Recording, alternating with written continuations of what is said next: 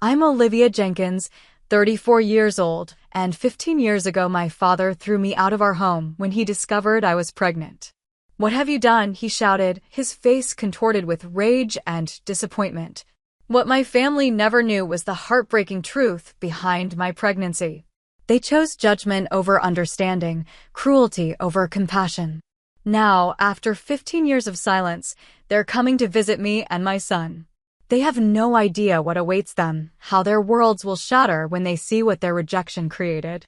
Before I tell you my story, let me know where you're watching from, and please hit that like and subscribe button as I reveal how my family's faces froze when they saw what their cruelty had cost them. I grew up in a close-knit, religious family in a quiet suburb of Hartford, Connecticut. My father, Robert Jenkins, wasn't just any dad. He was a pillar of our community, an elder at First Community Church, and the proud owner of Jenkins Construction, a company he built from scratch. People respected him, sought his advice, and held him up as an example of what a family man should be. My mother, Diana, was everything a traditional wife and mother was expected to be. She volunteered for every church function, kept our home spotless, and somehow managed to have dinner on the table every night at 6 sharp. Her chocolate chip cookies won the county fair 3 years running, and her garden was featured twice in our local home and garden magazine. She had this gentle laugh that made everyone around her feel at ease. Then there was my brother Michael, 2 years older than me and the absolute golden child of our family. Star quarterback, straight-A student, and voted most likely to succeed in his senior yearbook. Dad would beam with pride at Michael's games, his voice the loudest in the stands. "That's my boy," he'd shout whenever Michael made a good play. I'd sit there next to him, invisible but always hoping for just a fraction of that enthusiasm directed my way. Our life looked perfect from the outside. The 4-bedroom colonial with the white picket fence, summer barbecues, Sunday services followed by brunch, and family game nights. We were the family others aspired to be. At least, that's what everyone thought. I was 17 when I met James Wilson in junior year English class. We were assigned as partners for a project on Romeo and Juliet, ironic, considering how our story would unfold. James wasn't like the other boys at school. He was quiet but confident, with thoughtful brown eyes that seemed to look right through all the high school pretense. The first time we studied together at the library, we talked for 3 hours and barely touched our assignment. "You're different, Olivia," he told me that day. "You see things others miss." James wasn't interested in the typical teenage stuff. While other kids were planning parties and obsessing over social status, he was volunteering at the animal shelter and writing poetry that made my heart skip. He played the cello with such passion that I could feel every note vibrate through me when he performed. We fell in love slowly, deliberately, with the kind of depth that seemed impossible for teenagers. We had so many dreams. James was going to study music composition at Juilliard. He'd already been accepted with a partial scholarship. I was planning to attend NYU for nursing, just a subway ride away from him. We talked about getting an apartment together after freshman year, about the trips we'd take during breaks, about the life we'd build. Everything seemed possible when we were together. Our relationship wasn't like most high school romances. Physical intimacy wasn't something we rushed into. Both raised in religious households, we moved slowly, respecting boundaries and focusing on building something meaningful. My parents approved of James, or at least, they approved of what they knew about him. He was polite, academically successful, and came from a good family. Dad would even joke that James was the only boy he'd ever let near his daughter. Then, just after graduation, our world collapsed. What started as persistent fatigue and unusual bruising led to a diagnosis that shattered everything: acute myeloid leukemia, an aggressive form that had already advanced significantly. James had been feeling sick for months, but had attributed it to stress and senior year exhaustion. I still remember sitting in that sterile hospital room, holding his hand as the doctor explained treatment options, survival rates, and side effects. James just nodded calmly, asking insightful questions while I fought back tears. Later, when we were alone, he finally broke down. "I'm not afraid of dying. Live," he whispered, his voice cracking. "I'm afraid of leaving nothing behind. Of being forgotten." The treatments began immediately, aggressive chemotherapy that ravaged his body but failed to defeat the cancer completely. His curly brown hair fell out, his strong frame became gaunt, and some days the pain was so intense he could barely speak. But through it all, his spirit remained unbroken. During one particularly clear day between treatment cycles, James brought up something we'd never seriously discussed before. "I want to leave something of myself in this world," he said, squeezing my hand. "If I don't make it, I want to know there's a part of me still here. Still with you." We talked for hours about what he meant, about the possibility of creating a child together before he potentially died. It wasn't a decision we made lightly. We discussed every angle, every concern, every hope. This wasn't teenage recklessness. It was a profound response to mortality, a choice made from the deepest kind of love. When I discovered I was pregnant 2 months later, my emotions were chaos. Joy that a part of James would live on. Terror about telling my strictly religious parents. Sorrow that James might never meet his child. But underlying everything was a certainty that we had created something beautiful amidst all the pain.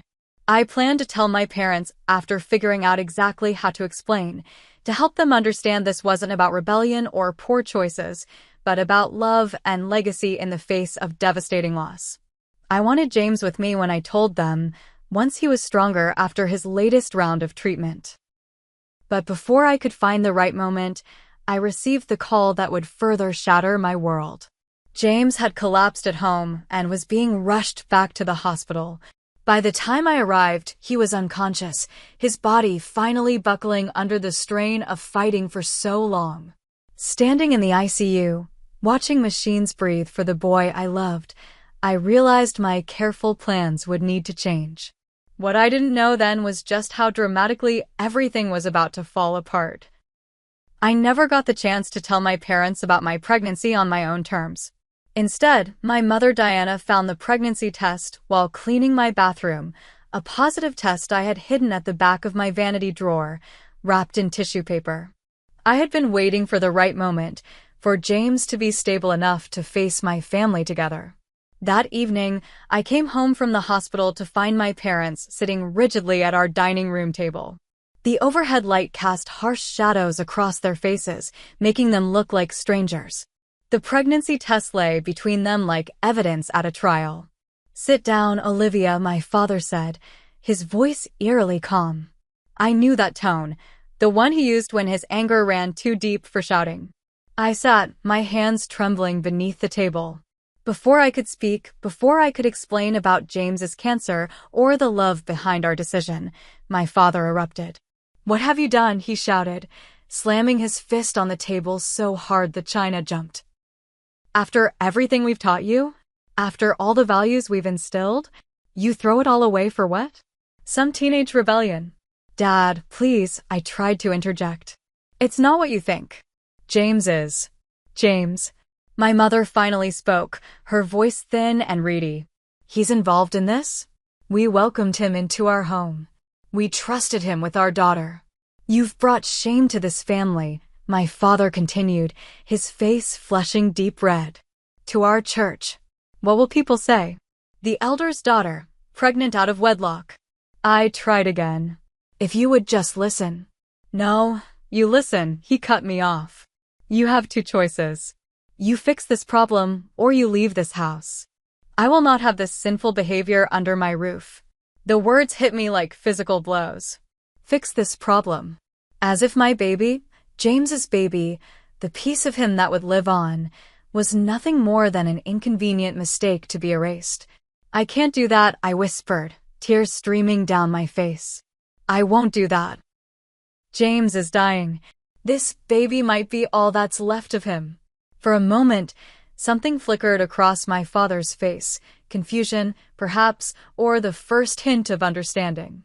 But before I could continue, My brother Michael walked in, his timing as terrible as ever. "What's going on?" he asked, looking between us.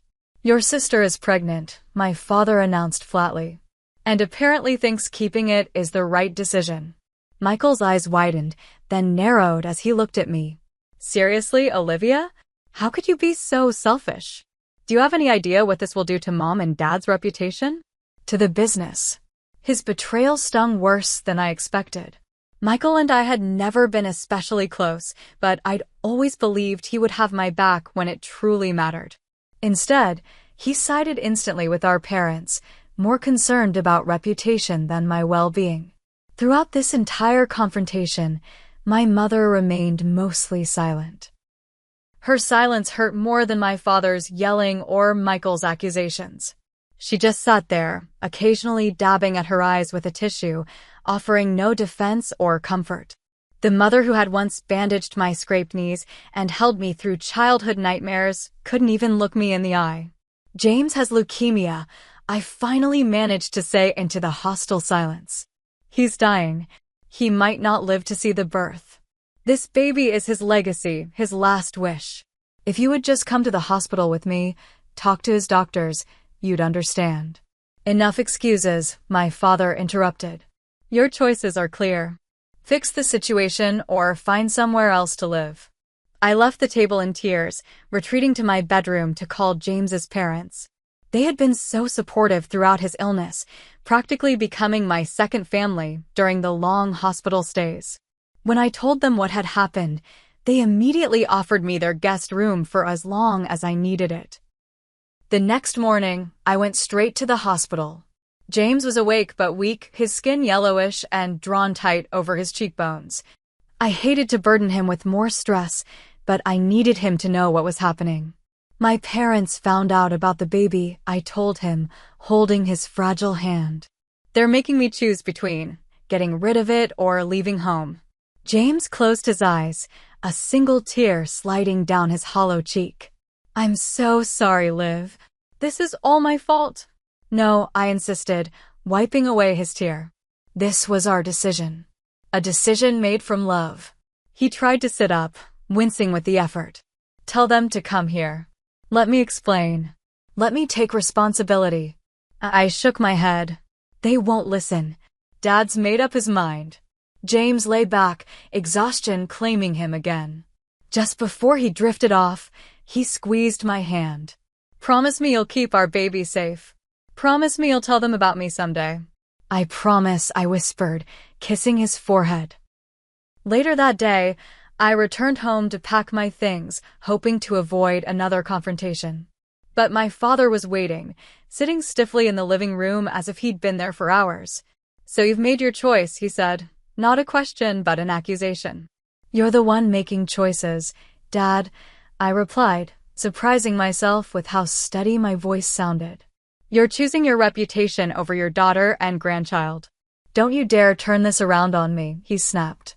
"You created this situation." As I moved toward the stairs, my brother blocked my path.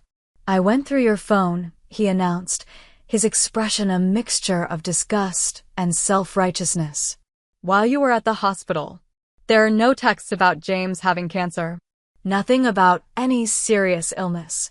My stomach dropped. "That's because we talk when I'm there. Or his parents call me. How dare you go through my private messages?" Michael was trying to understand. My father defended him. "To find the truth you're obviously hiding." "The truth?" I laughed bitterly.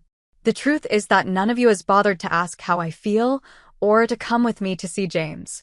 The truth is you'd rather believe I'm lying than accept that your perfect daughter made a choice you don't approve of." I pushed past Michael and ran upstairs, throwing clothes and essentials into a duffel bag with shaking hands. When I came back down, my mother was standing at the bottom of the stairs, her eyes red-rimmed. "Olivia, please," she whispered. "Think about what you're doing." For a moment, I thought she might finally stand up for me, might finally be the mother I desperately needed. Instead, she added, "You're throwing away your future." "No, Mom," I replied, the last of my hope dying. "I'm protecting it. James's and mine." My father stood in the doorway as I walked out, his final words cutting deeper than anything that came before. If you walk out that door with this shameful secret, you're no longer my daughter. I looked him directly in the eyes, memorizing his face, somehow knowing it would be years before I saw it again. I already stopped being your daughter the moment you stopped being my father, I replied, then walked out into the gathering darkness, 19 years old, pregnant, and completely alone. The first few weeks after being disowned were a haze of grief and panic. I had nowhere permanent to stay and barely enough money saved from my part-time job at the library to survive. James's parents had offered their guest room, but I knew it was temporary. They were already struggling with medical bills and the emotional toll of watching their son fade away. For 3 nights, I slept in my car, parked behind the hospital where I could use the public restrooms and cafeteria.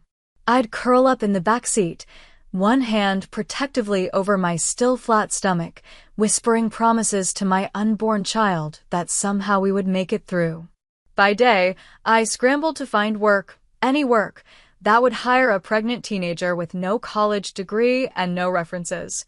I was turned away from 7 places before Sunshine Diner on the edge of town took a chance on me. The manager, a gruff woman named Patty, hired me as a waitress after I broke down crying in her office. "I don't need your life story, honey," she said, sliding a tissue box across the desk. "Just be on time and don't steal from the register." The diner job barely covered food and gas, so I picked up a second job stocking shelves at a convenience store from 10 at night until 2 in the morning. Between shifts, I'd visit James, watching him grow weaker as the aggressive cancer overtook his body. Some days he barely recognized me. Other days, he'd be lucid enough to talk about our baby and the future he wouldn't see. My coworker at the diner, Melissa, noticed me falling asleep during breaks and figured out I was living in my car. She was 25, a single mother with a 4-year-old daughter named Zoe. "You can't live like this," she told me firmly one afternoon. "Especially not pregnant. I've got a pull-out couch. It's not much, but it's better than a Honda backseat." I tried to refuse, embarrassed by my situation, but Melissa wouldn't hear it. One mom helping another, she insisted. No arguments. Moving into Melissa's cramped 1-bedroom apartment was a blessing I hadn't dared hope for. She and Zoe shared the bedroom while I took the living room couch. It was still a precarious existence. Melissa's landlord didn't know I was staying there, and we both knew it couldn't be permanent. But for the first time since being thrown out, I had a roof over my head and someone who cared. Meanwhile, James's condition deteriorated rapidly.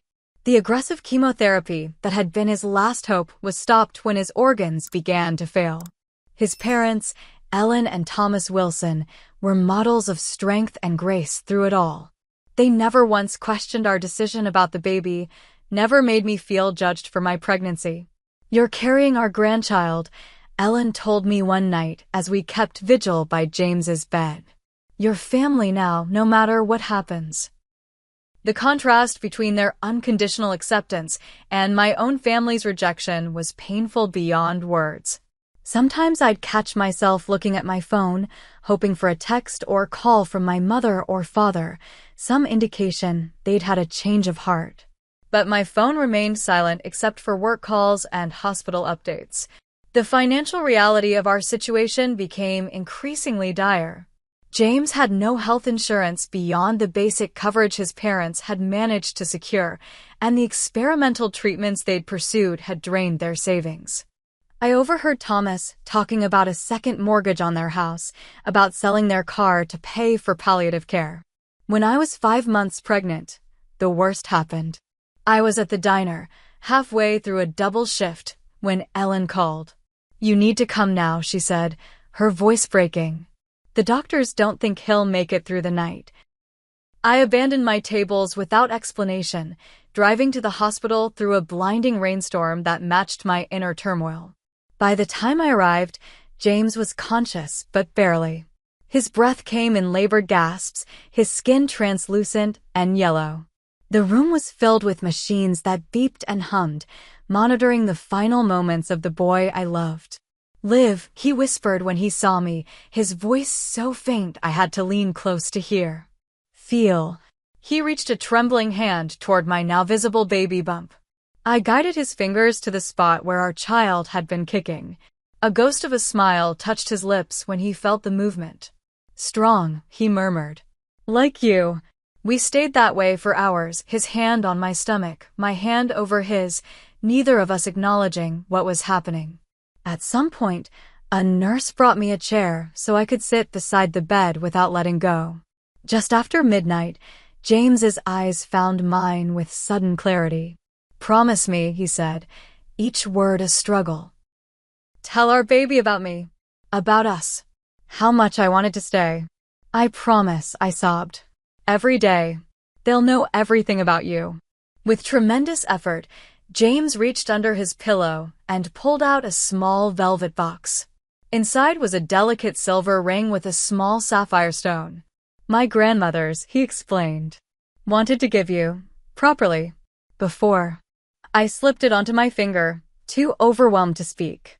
"I love you, Olivia Jenkins," he said, his voice suddenly stronger, as if he'd been saving his energy for these final words. "Since Romeo and Juliet. Always." Those were the last coherent words he spoke. By morning, James Wilson was gone, taking with him all our shared dreams and leaving me to carry on alone with the precious life we'd created. The funeral was a blur. I stood apart from the other mourners, my pregnancy now impossible to hide. Some of our former classmates whispered behind their hands, creating their own versions of our story. James's parents insisted I stand with them as family, but I could feel the judgment from others in the church, the same church where my father was an elder, though he and my mother were notably absent. 2 weeks later, I received a letter from the hospital administration.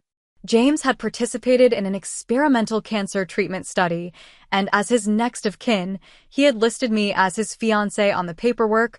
I was entitled to compensation for his participation. It wasn't much, $3,000, but in my desperate situation, it felt like winning the lottery.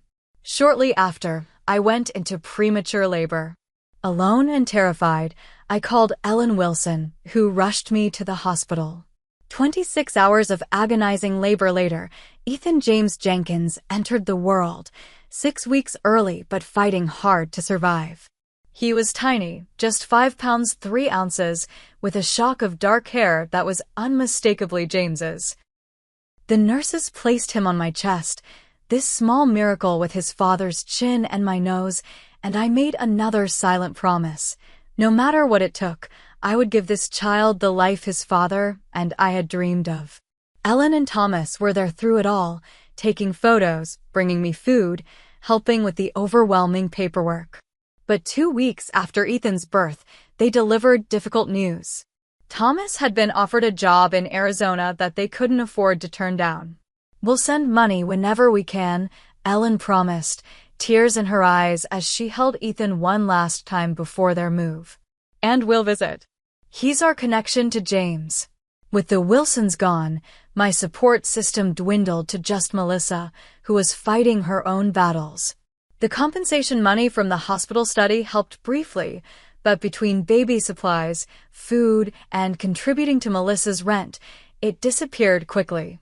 Postpartum depression hit me hard. There were days I could barely get out of bed, days when Ethan's crying seemed to pierce right through my soul. I loved my son fiercely, but the combination of grief, isolation, and the overwhelming responsibility crushed me. In a moment of desperate hope, when Ethan was 3 months old, I mailed a birth announcement to my parents' address. I included a photo of Ethan in the blue blanket James's mother had knitted, his eyes, so like his father's, staring solemnly at the camera. On the back, I wrote simply, "Your grandson, Ethan James Jenkins. Born December 12th. Weeks passed with no response. Finally, gathering all my courage, I drove to my parents' house one Sunday when I knew they'd be home from church.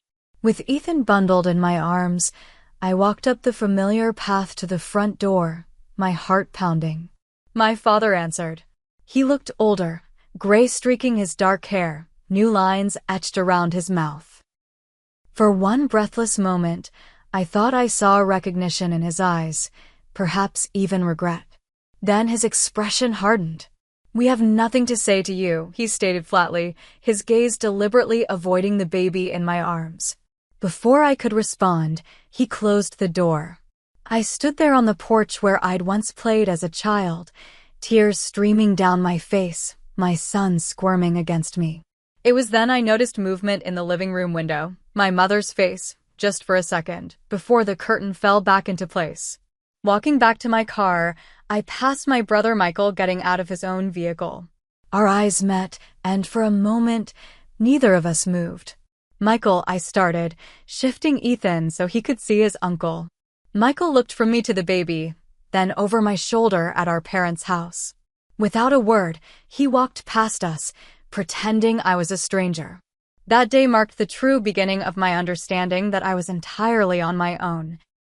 Whatever family I would have, I would need to create myself. 6 months after my failed attempt to reconnect with my family, everything fell apart at once. Melissa's landlord discovered I was living there unofficially and threatened eviction if I didn't leave immediately. That same week, Ethan developed a dangerously high fever that wouldn't break despite over-the-counter medication. I packed our meager belongings into trash bags while Ethan wailed in his makeshift crib, his little body burning with fever. The eviction notice lay crumpled on the kitchen counter, a final reminder of how precarious our situation remained. "I'm so sorry, Olivia," Melissa said, bouncing her own daughter on her hip. "If it was just up to me."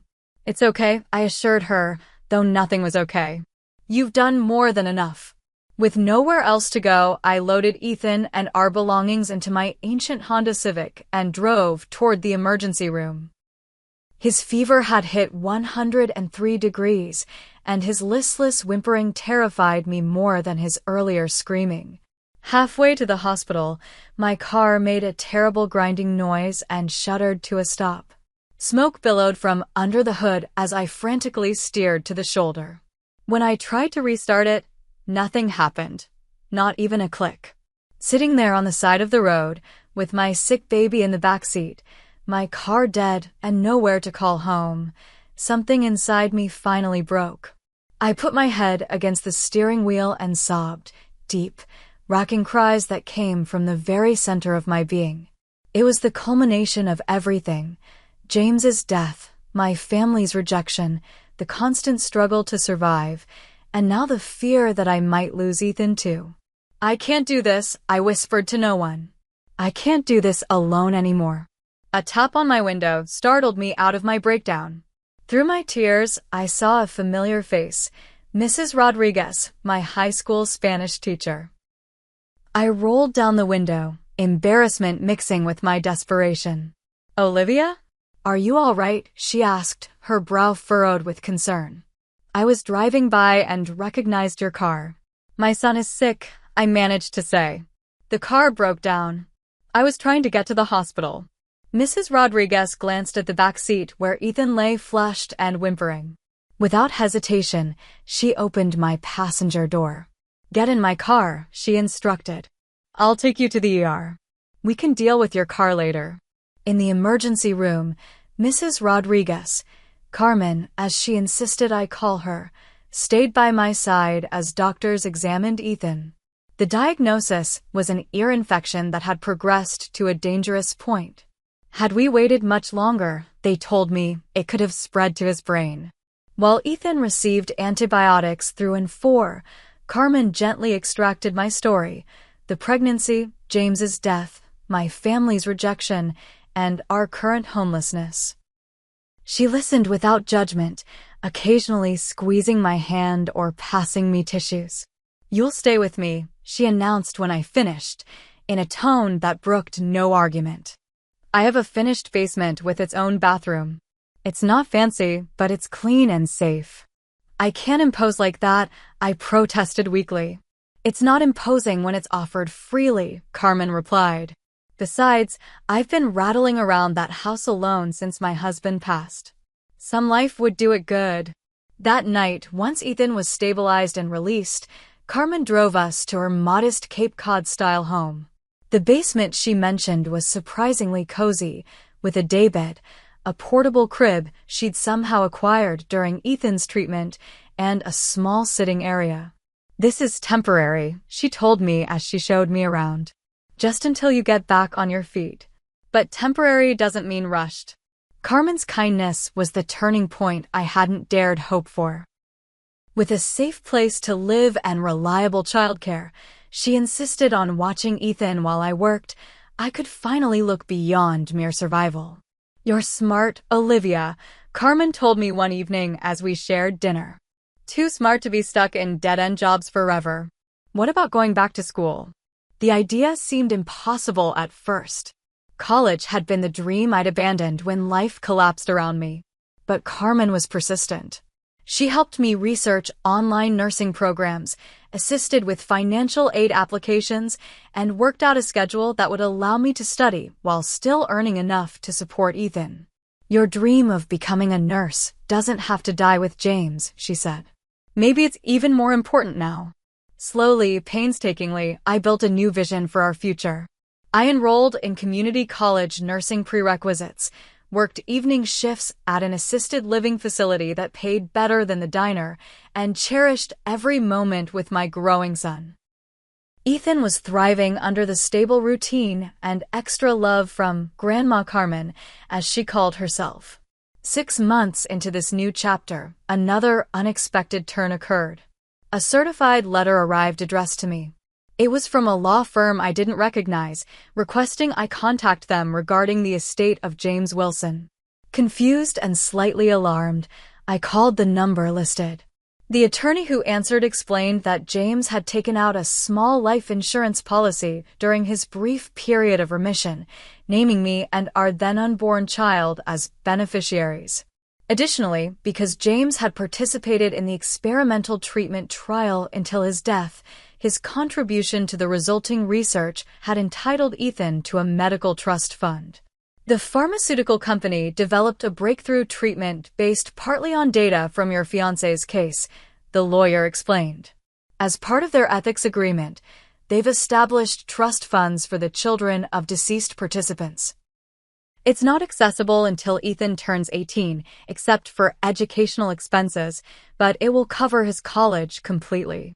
I sat on Carmen's floral couch, phone pressed to my ear, tears streaming down my face as the lawyer detailed amounts that seemed impossible. The life insurance wasn't a fortune, $25,000, but to me, it was freedom. The educational trust was substantial enough to ensure Ethan would never have to worry about college tuition. That night, after putting Ethan to bed, I sat alone in the backyard, gazing at stars I imagined James could see too. "You're still taking care of us," I whispered to the night sky. "Still keeping your promises." With the life insurance money, I was able to focus more on my studies and less on working multiple jobs. I completed my prerequisites with a perfect GPA and was accepted into an accelerated nursing program with a single-parent scholarship. The transformation in our lives was gradual but steady. By the time Ethan was 3, he was showing signs of exceptional intelligence, speaking in full sentences and teaching himself to read from the picture books we borrowed from the library. By 4, he was playing simple melodies on Carmen's old upright piano, his small fingers finding the notes with an intuition that brought tears to my eyes. James's musical gift living on in our son. I graduated with my nursing degree when Ethan was 5, earning highest honors and immediately receiving multiple job offers. I accepted a position at Hartford Children's Hospital, drawn to pediatrics because of my own journey as a young mother. The day I bought our first small house, a modest 2-bedroom cottage with a fenced yard for Ethan to play in, I stood in the empty living room and sobbed with gratitude and pride. From homelessness to homeownership in 5 years. From abandoned daughter to independent mother. From broken girl to registered nurse. Ethan ran from room to room, his excitement bubbling over. "Is this really ours, Mom?" "Forever and ever." "Forever and ever," I promised, watching him spin with joy in the patches of sunlight streaming through our very own windows. That night, after tucking Ethan into his new bedroom, I sat on our front porch and realized something profound had shifted inside me. The constant fear, the gnawing insecurity, had finally begun to recede. In its place was something I hadn't felt in years: hope, not just for survival, but for true happiness. The years that followed our move into our first home were marked by steady growth and hard-won stability. My position at Hartford Children's Hospital evolved from staff nurse to charge nurse, and by the time I turned 30, I was offered the role of nursing director for the oncology department. A bittersweet full circle from the days I'd spent in similar corridors with James. Ethan thrived in ways that continually amazed me. His academic abilities put him 2 grades ahead of his age group, but what truly distinguished him was his musical talent. By age 10, he was playing piano concertos that college students struggled with. At 12, he composed an original piece that won the National Young Composers Competition, resulting in a performance at Lincoln Center in New York. Standing in that prestigious concert hall, watching my son take a bow as the audience rose to their feet in a standing ovation, I wished desperately that James could have been there to see the incredible person our son had become. Yet somehow, I felt his presence beside me, sharing in that moment of pure pride. With my career advancement came financial security I'd never imagined possible. The modest cottage was replaced by a spacious 4-bedroom home in one of Hartford's most exclusive neighborhoods, ironically, just 3 miles from where I'd grown up. Our new house had a dedicated music room for Ethan, with a baby grand piano I'd saved for years to purchase. My support system had grown too. Carmen remained our rock, more grandmother to Ethan than teacher to me. Through work and Ethan's school, I'd formed deep friendships with other single mothers and medical professionals who understood my journey. We created our own kind of family, gathering for holidays, supporting each other through crises, celebrating milestones together. Ellen and Thomas Wilson visited whenever they could, flying in from Arizona to attend Ethan's performances and spend precious time with their grandson.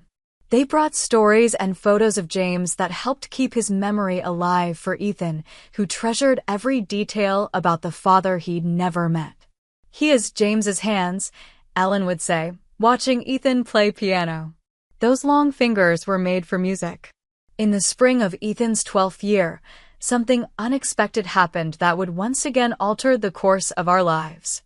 I received a formal letter from a major pharmaceutical company, the same one that had established Ethan's educational trust years earlier. The experimental treatment James had participated in had led to a breakthrough drug now saving thousands of lives. As part of a patent settlement, the families of original trial participants were being compensated for their contribution to medical science. The letter detailed a settlement amount that made me sit down in shock: $3 million, plus royalties on future sales. After consulting with financial advisors and attorneys, I established the James Wilson Memorial Foundation, dedicated to supporting young cancer patients and their families with non-medical expenses, housing, transportation, childcare. The practical needs that insurance never covers, but that can make the difference between stability and catastrophe during treatment. The Foundation's first initiative was a housing complex near Hartford Hospital where families of pediatric cancer patients could stay free of charge during treatment. The James Wilson House opened on what would have been his 35th birthday, with Ethan cutting the ribbon and playing an original composition dedicated to the father he knew only through stories and photographs. Local news covered the opening, highlighting both the Foundation's mission and our personal story. The feature included photos of Ethan at his piano, interviews with families who would benefit from the housing, and a brief overview of how our journey had led to this moment of giving back. What I never expected was that this local news coverage would finally break through the wall of silence from my family. 3 days after the broadcast, an email appeared in my inbox.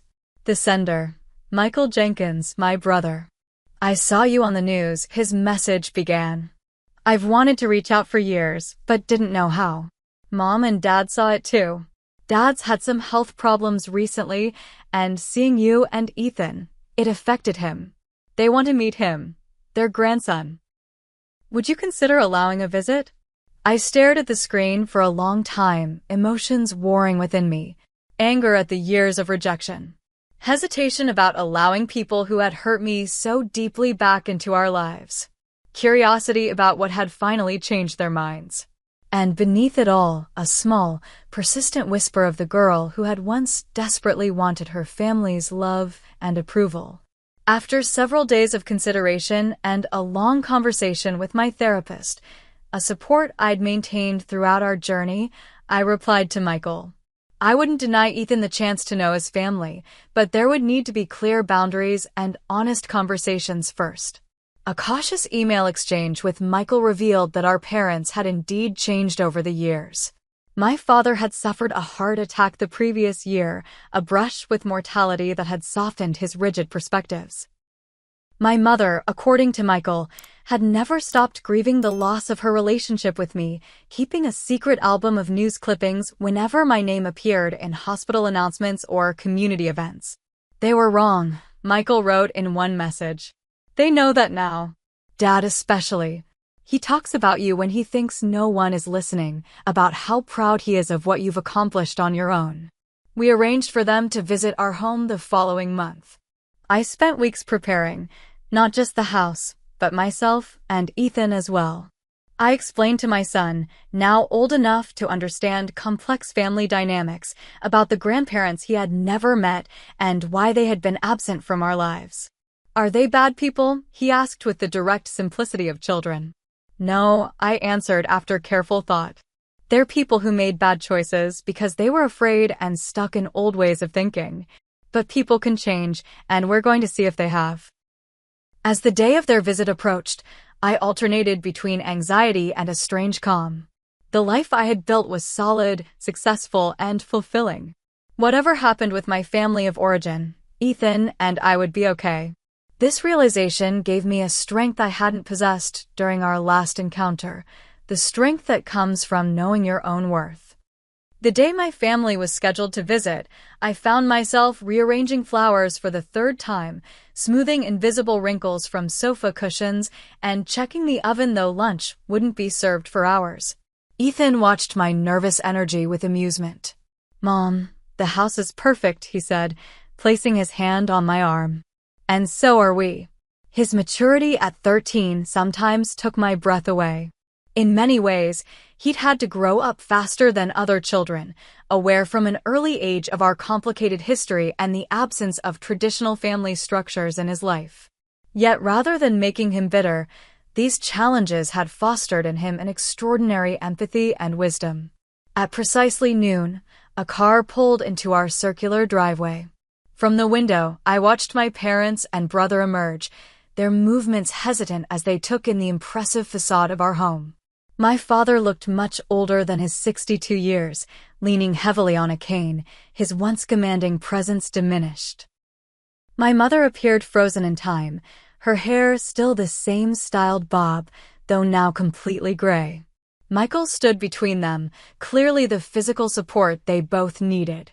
They're here, I said to Ethan, who sat at the piano, his fingers silently tracing patterns on the keys, a nervous habit he developed whenever he felt anxious. Should I play something? He asked, his voice smaller than usual. Just be yourself, I told him, squeezing his shoulder. That's more than enough.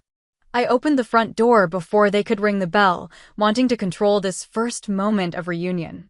There was an awkward pause as we all simply stared at each other across the threshold of worlds that had been separate for 15 years.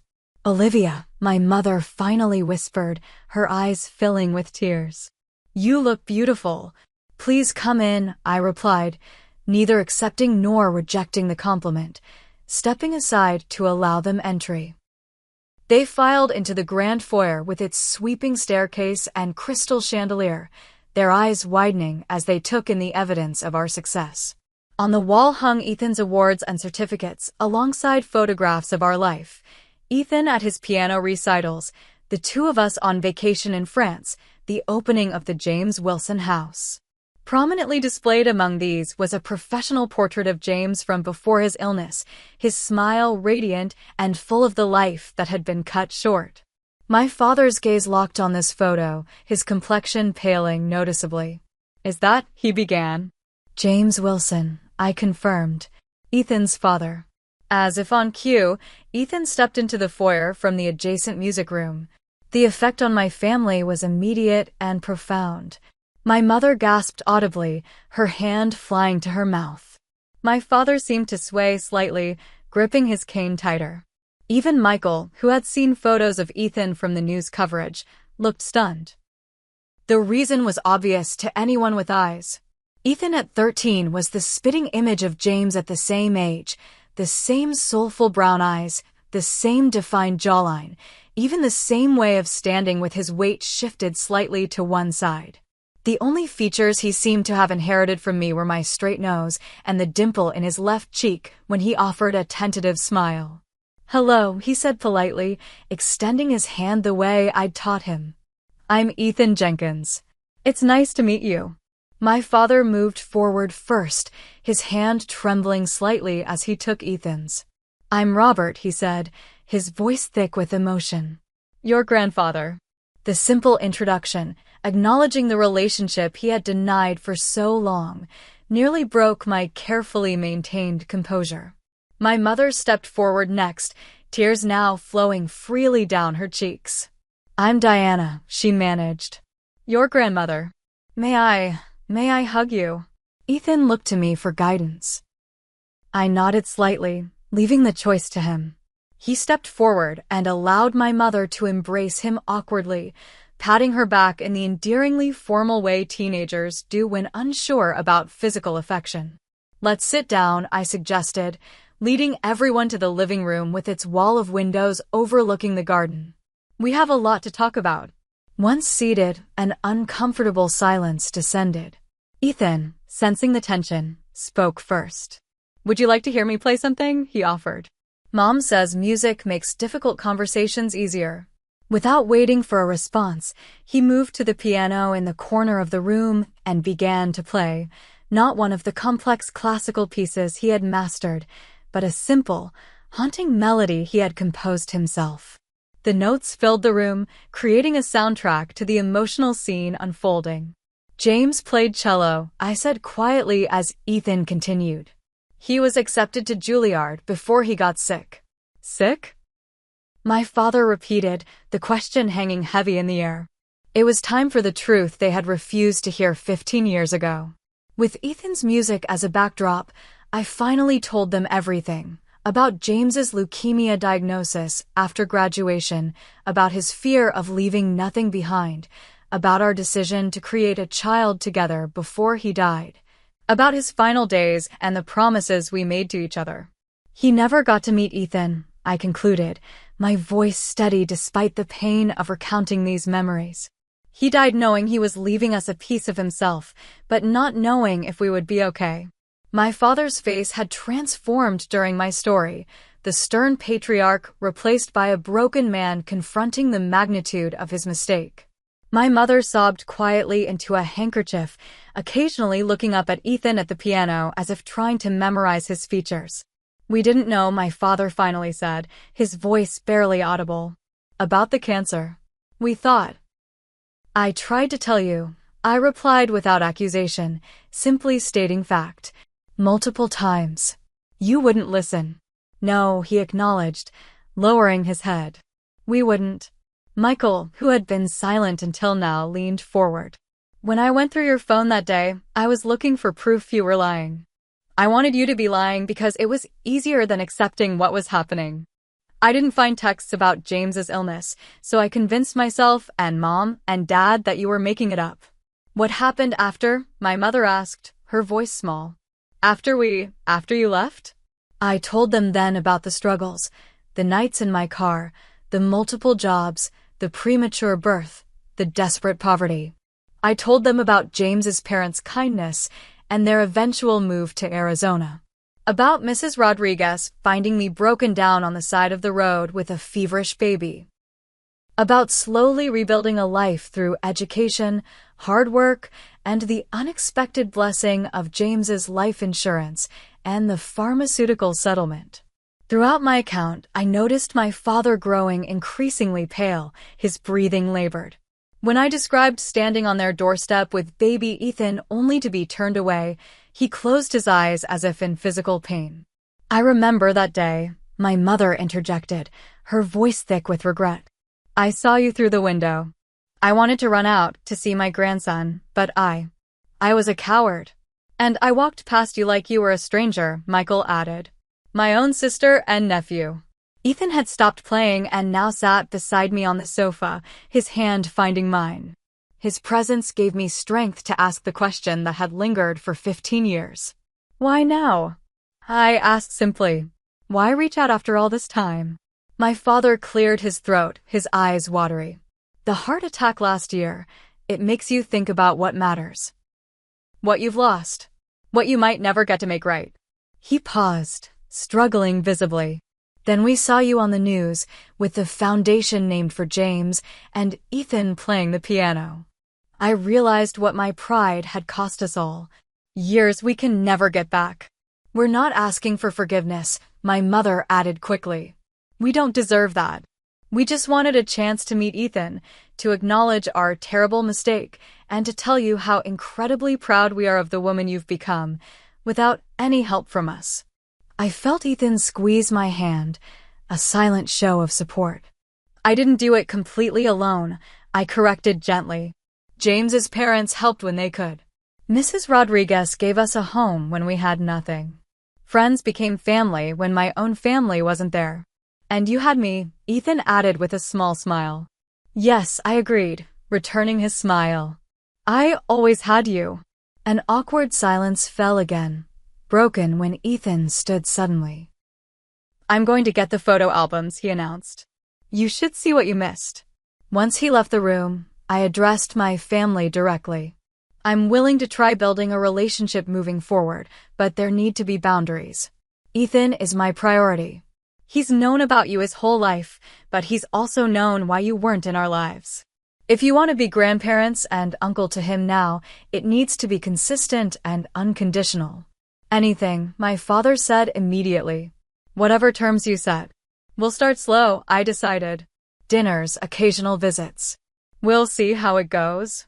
Ethan returned with several photo albums and his school portfolio. "I want to show you something first," he said, opening to a certificate emblazoned with a prestigious music school's logo. "I got accepted to the Juilliard pre-college program. Just like my dad." My parents exchanged a look of astonishment before my father spoke, his voice thick with emotion. "Your father would be incredibly proud of you, Ethan. As are we." For the first time since they arrived, I felt something in my heart shift. Not forgiveness exactly, but perhaps the first step toward healing. As Ethan began showing them photographs, narrating the story of our life together, I excused myself to check on lunch, needing a moment alone to process the swirling emotions. In the kitchen, I leaned against the counter and took a deep breath. Through the doorway, I could hear Ethan's animated voice explaining his compositions, my mother's gentle questions, my father's amazed responses. The sound of family, broken, imperfect, but perhaps not beyond repair. I touched the sapphire ring I still wore on a chain around my neck, James's grandmother's ring that he'd given me on his deathbed. "We're okay," I whispered, a message to him across whatever divide separated us. "We made it.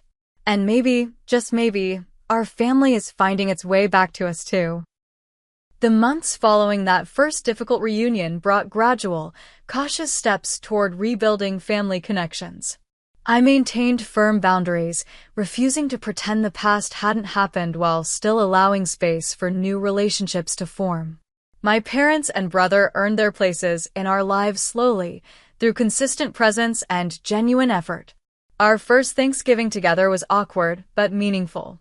Ethan insisted on saying grace, thanking God for second chances and the courage to take them.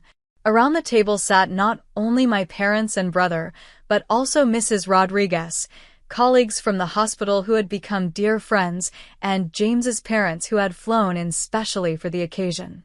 It was a tapestry of relationships, some forged in blood, others in shared struggle and love. Ellen and Thomas Wilson meeting my parents for the first time could have been tense, but Ellen's gracious nature prevailed. "We've all lost time with this wonderful boy," she told my mother while watching Ethan demonstrate a complex piano piece for his grandfathers. "Let's not waste any more."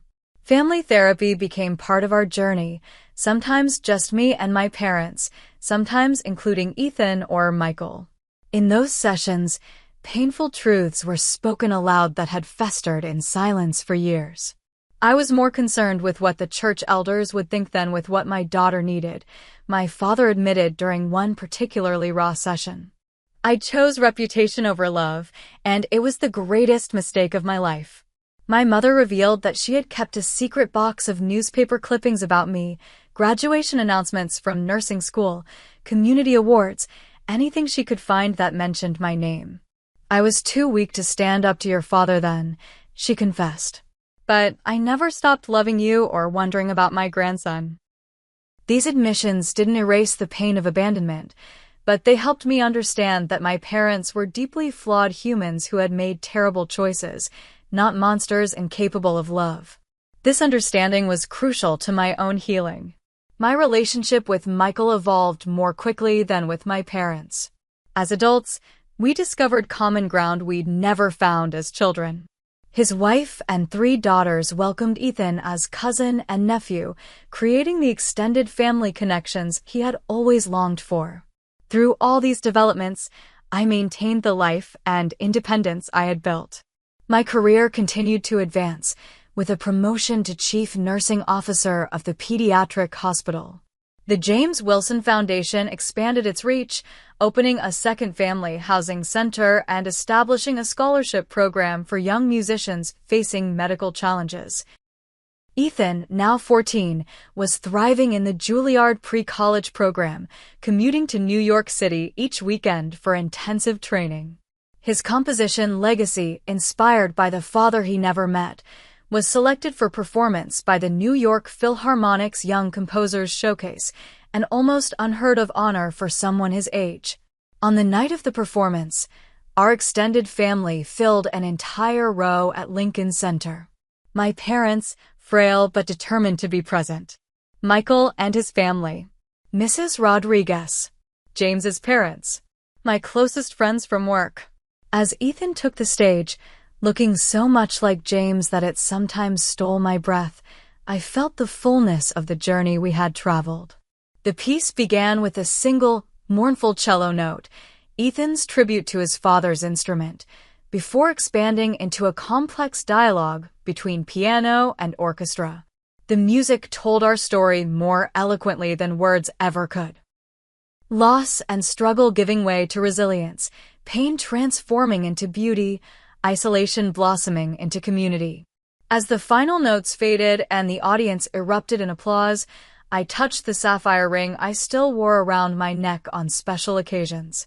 In that moment, I could almost feel James beside me, witnessing the miracle of our son and the life we had created from the ashes of broken dreams. Later that night, in the quiet of our hotel room, Ethan asked a question that caught me off guard. "Are you ever going to forgive Grandpa and Grandma completely?" I considered his question carefully. "Forgiveness isn't a single moment, Ethan. It's a process. I've forgiven enough to allow them in our lives, to appreciate who they are now while not forgetting what happened. That's the forgiveness I have to give right now." He nodded thoughtfully. "James would want you to be happy.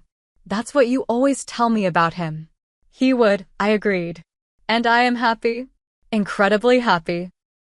It was true. The path to this moment had been unimaginably difficult, filled with pain I wouldn't wish on anyone. Yet that same painful journey had forged me into someone stronger, more compassionate, and more purposeful than I might otherwise have become. It had taught me that family isn't only defined by blood, but by who stays when the world falls apart. It had shown me that my worth wasn't determined by others' acceptance, but by my own resilience and choices. Most importantly, it had given me Ethan, the living embodiment of love that transcends even death, the daily reminder that sometimes our greatest blessings emerge from our deepest wounds. The following spring, on the 15th anniversary of James's death, we held a memorial concert at the Foundation building. Ethan performed alongside professional musicians who had donated their time, raising funds for the next family housing project. My parents attended, my father now in a wheelchair, but his mind still sharp, my mother hovering protectively nearby. After the concert, as guests mingled at the reception, my father motioned me to a quiet corner. "I need to tell you something," he said, his voice wavering with age and emotion. Something I should have said years ago. I sat beside him, noticing how time had softened the once intimidating man who had ruled my childhood with rigid certainty. "I was wrong," he said simply. "Not just about throwing you out, but about everything I taught you about conditional love. Real love, God's love, doesn't depend on perfect behavior or meeting expectations. It persists through mistakes and differences. I failed to show you that kind of love, and it's my greatest regret." I took his weathered hand in mine. "We can't change the past, Dad." "No," he agreed. "But I want you to know that I see you now, Olivia. I see the remarkable woman you are, the extraordinary mother you've become without any example from us. And I am so very proud to be your father, even though I didn't earn that right." Those words, the acknowledgement and apology I had once desperately needed, washed over me with unexpected healing power. They couldn't erase 15 years of absence, but they closed a wound I hadn't realized was still bleeding. Life continues to unfold in ways I never could have predicted. Our family relationships remain complicated but genuine. My career and the Foundation provide purpose beyond myself. Ethan grows more into his own person each day, carrying James's legacy forward while creating his own. I've learned that our stories don't follow neat, predictable patterns.